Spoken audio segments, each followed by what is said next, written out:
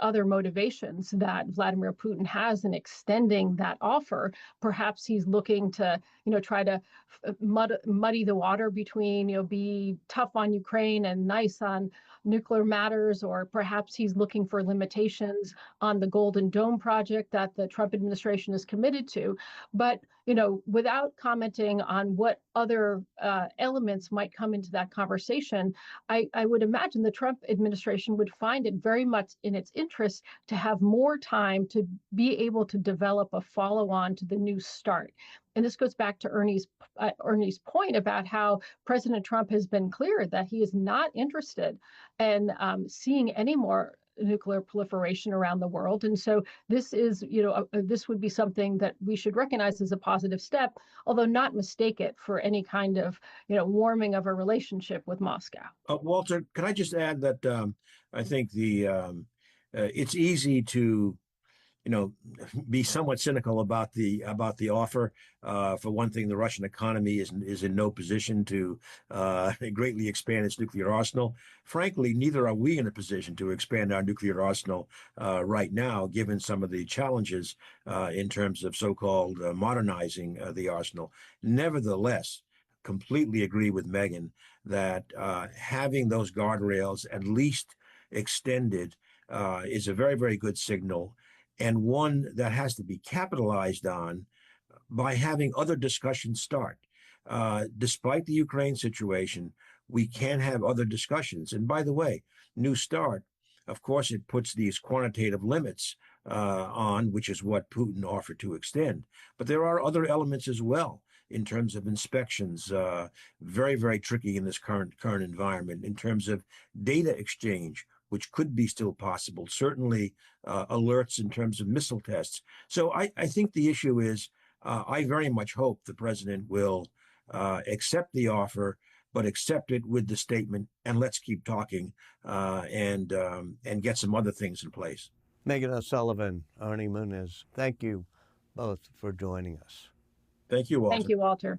So interesting. And finally, we remember the life of the conservationist and primatologist who bridged the gap between humans and the animal kingdom. Jane Goodall died this week, age 91, leaving behind a towering legacy of understanding of our closest primate cousins.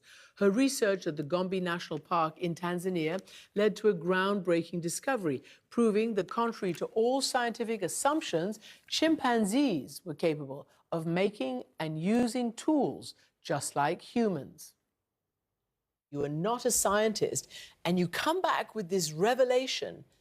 I mean, how did you stick to your guns? Did people say, "Excuse me, who are you?" The scientists did. And, fortunately, I'd loved animals all my life. I had an amazing, supportive mother. And I had a great teacher when I was a child who taught me absolutely. These professors at Cambridge may be very knowledgeable and learned and erudite, but this teacher taught me that when it comes to animal personality, mind, and emotion, they're wrong. And that was my dog. You can't have a dog, a cat, a bird, a horse, I don't care what, and not know that, of course, we're not the only beings with personality, mind, and emotion. Goodall's love and knowledge of the animal kingdom helped us all transcend the too often vicious human world. As an advocate for our natural world, she will be sorely missed. That's it for our program tonight. If you want to find out what's coming up every night, sign up for our newsletter at pbs.org/Amanpur. Thanks for watching, and goodbye from London.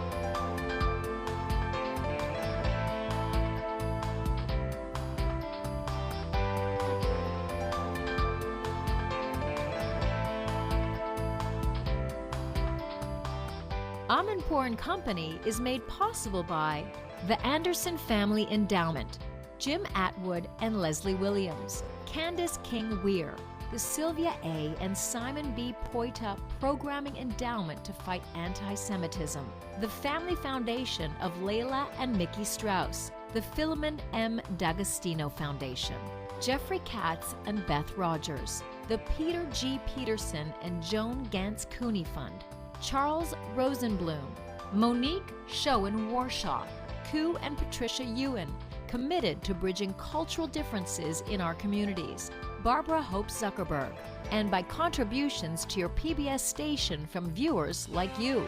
Thank you.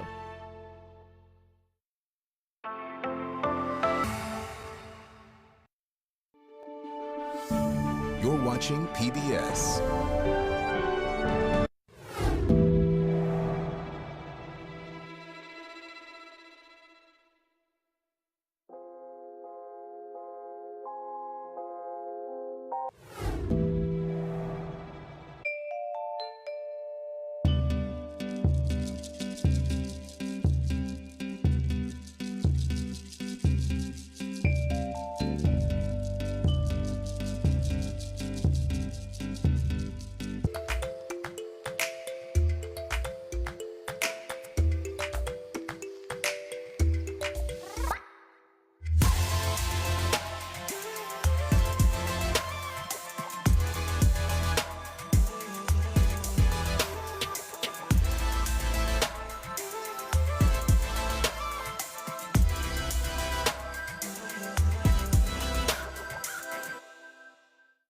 The Chavis Chronicles, Season 5.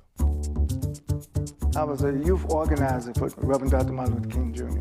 I learned something about not only fighting for freedom, but about understanding why we fight for freedom, understanding why we fight for equality, understanding why there's a demand for equity.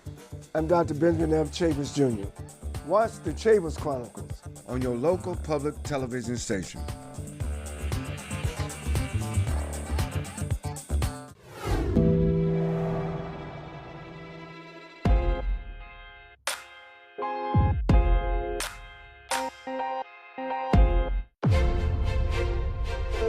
Solar farm. Pentagon official. With executive orders. Good evening. I'm Jeff Bennett. And I'm Amna Nawaz. I'm Margaret Hoover. I'm Christiana Manpour in London. Bring us up to speed there.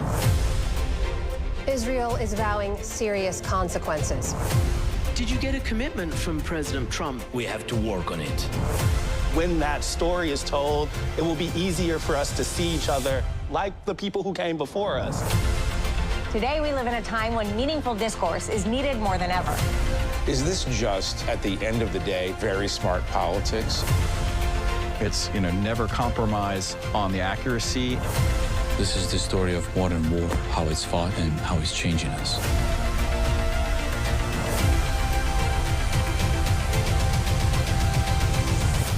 If this is the way we're going to start breaking the ice, then let's do it.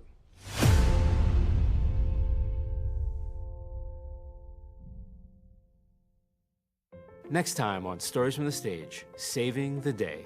I pull up, I'm crying and I'm snorting and I'm upset, and I'm just concerned about getting to the hospital in time before I lose my son.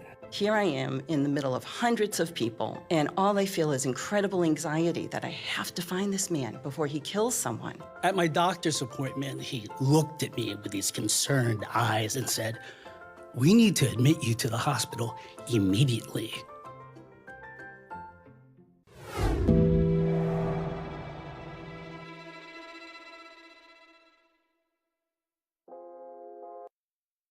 The Arab states are running scared of Trump in. They're either afraid of him or they want something